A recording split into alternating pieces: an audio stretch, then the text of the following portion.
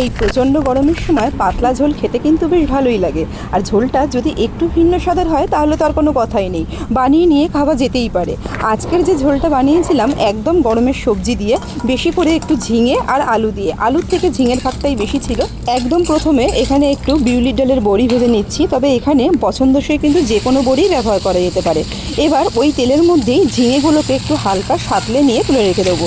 মানে ভাজা তো ঠিক হয় না ঝিঙে, একটু হালকা সাঁতলে নিয়ে তুলে রেখে দিচ্ছি। এর মধ্যে নুন হলুদ কিচ্ছু দিইনি। ঝিঙেটাকে তুলে নিয়ে যেইটুকুনো তেল অবশিষ্ট ছিল ওর মধ্যে একটু কালো জিরে ফোড়ন দিয়ে দিলাম, আর দিয়ে দিচ্ছি লম্বা করে কেটে রাখা একটু আলুটা এখানে ভাজতে থাকবো। ততক্ষণে অন্যদিকে আমি একটু মশলাটা তৈরি করে নেব। মশলা বলতে এখানে অল্প একটু আদা নিয়েছি, একটু কাঁচা লঙ্কা নিয়েছি, আর সেই সাথে নিয়েছি 1.5 চামচ মতন সাদা তিল। যেহেতু সাদা তিল শরীরের জন্য ভালো, তাই রান্নায় ব্যবহার করা যেতেই পারে। এখানে মশলাটাকে তৈরি করে রেখে দিলাম। আর অন্যদিকে কিন্তু আলুটাও ভাজা ভাজা হয়ে গেছে। পরিমাণ মতো নুন দিয়ে দিয়েছি, হলুদ দিয়ে দিয়েছি তরকারি অনুযায়ী, আর এই বাটা মশলাটা দিয়ে দিলাম। যেহেতু তেল এখানে একদমই অল্প ব্যবহার করেছি, মশলাটা কষে নেওয়ার সময় অল্প একটু জল দিয়ে দিয়েছি।